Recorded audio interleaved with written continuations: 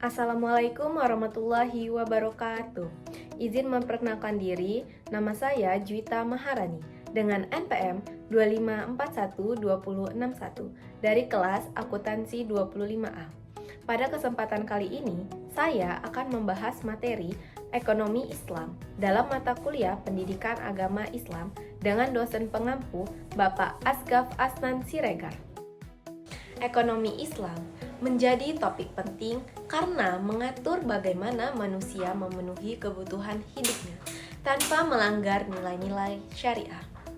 Sistem ini tidak hanya menekankan keuntungan, tetapi juga keadilan, keseimbangan, dan tanggung jawab sosial.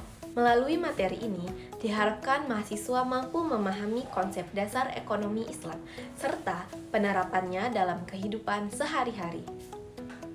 Ekonomi Islam adalah cabang ilmu pengetahuan yang mempelajari permasalahan ekonomi dengan pendekatan Islami. Artinya, setiap aktivitas ekonomi harus berlandaskan pada Al-Quran dan Sunnah Nabi Muhammad SAW. Dalam ekonomi Islam, kegiatan produksi, distribusi, dan konsumsi tidak boleh merugikan pihak lain. Sistem ini hadir sebagai alternatif dari sistem ekonomi konvensional yang seringkali hanya berorientasi pada keuntungan materi semata. Para ahli memberikan definisi ekonomi Islam dari berbagai sudut pandang. Manan menyatakan bahwa ekonomi Islam adalah ilmu sosial yang mempelajari masalah ekonomi masyarakat dengan nilai-nilai Islam. Khursyid Ahmad menekankan bahwa ekonomi Islam merupakan upaya sistematis untuk memahami perilaku ekonomi manusia berdasarkan perspektif Islam. N. Siddiqui memandang ekonomi Islam sebagai respon pemikir Muslim terhadap tantangan ekonomi modern. Sedangkan Hasanus Zaman menegaskan bahwa ekonomi Islam bertujuan melindungi manusia dari ketidakadilan demi tercapainya kesejahteraan dan ibadah kepada Allah Subhanahu wa Ta'ala.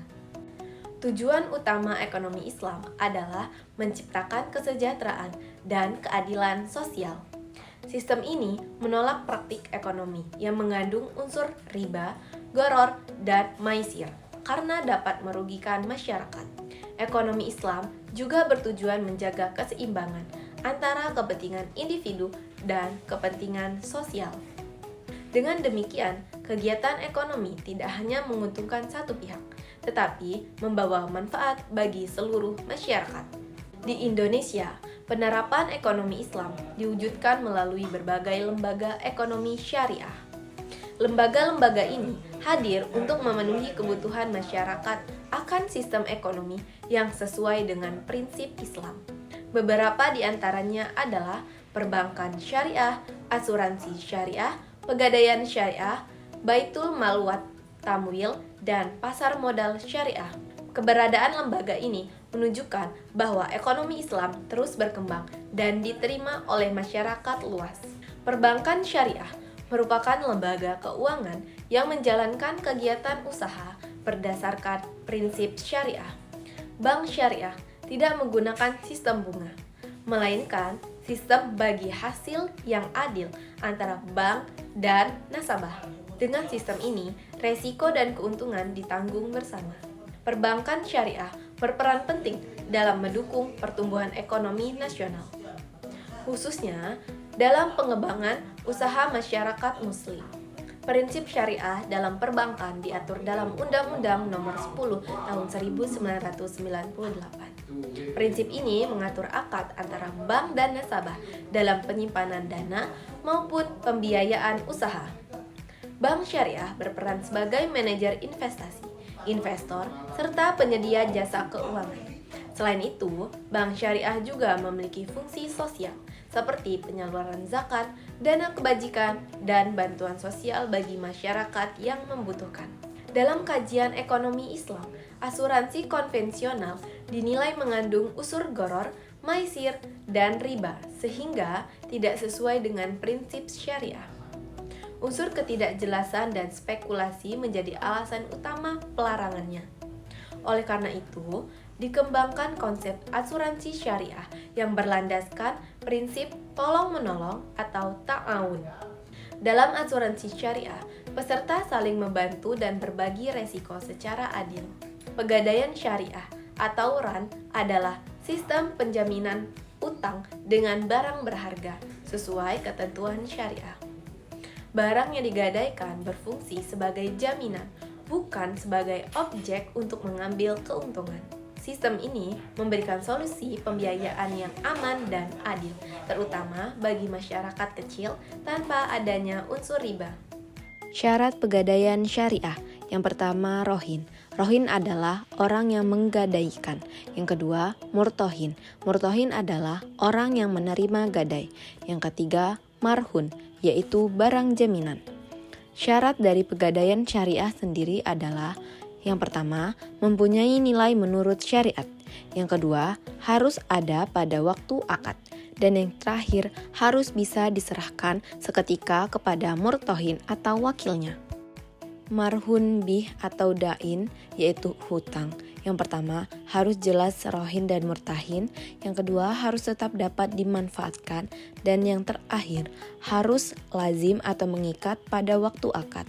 Ijab dan qabul atau pernyataan gadai daripada para pihak. Yang pertama, keduanya jenis mengungkapkan keinginan untuk akad roh. Kedua, kesesuaian qabul dengan ijab. Ketiga, masing-masing orang yang berakad mengetahui maksud lawannya. Dan yang terakhir, persambungan qabul dengan ijab dalam majlis akad. Baitul Mat Tamwil atau BMT merupakan lembaga keuangan mikro syariah yang berperan menghimpun dan menyalurkan dana. BMT tidak hanya bergerak dalam kegiatan bisnis melalui sistem bagi hasil, tetapi juga menjalankan fungsi sosial seperti pengelolaan zakat, infak, dan sedekah. Dengan peran ini, BMT membantu meningkatkan kesejahteraan usaha mikro dan masyarakat kurang mampu. Dasar hukum BMT dijelaskan dalam dalil Al-Quran Surat At-Taubah ayat 60 dan 103 yang menjelaskan tentang perintah berzakat, di mana pada zaman Rasulullah Baitul Ma'al didirikan dengan fungsi untuk menyimpan uang-uang zakat dan lainnya. Dan yang kedua, dalil Al-Quran Surat Al-Baqarah ayat 275 sampai dengan 280. Pasar modal syariah merupakan sarana investasi yang berlandaskan prinsip syariah. Investasi dilakukan pada usaha yang halal, bermanfaat, dan bebas dari spekulasi berlebihan. Hubungan antara investor dan emiten harus didasarkan pada akad yang jelas dan transparan. Dengan prinsip ini, pasar modal syariah diharapkan menciptakan sistem investasi yang adil dan berkelanjutan. Sebagai penutup, ekonomi Islam merupakan sistem ekonomi yang komprehensif dan berorientasi pada kesejahteraan umat. Sistem ini mengajarkan keseimbangan antara aspek duniawi dan ukhrawi. Dengan penerapan prinsip syariah dalam kegiatan ekonomi, diharapkan tercipta keadilan, kemakmuran, dan keberkahan bagi seluruh masyarakat. Demikian materi yang dapat saya sampaikan.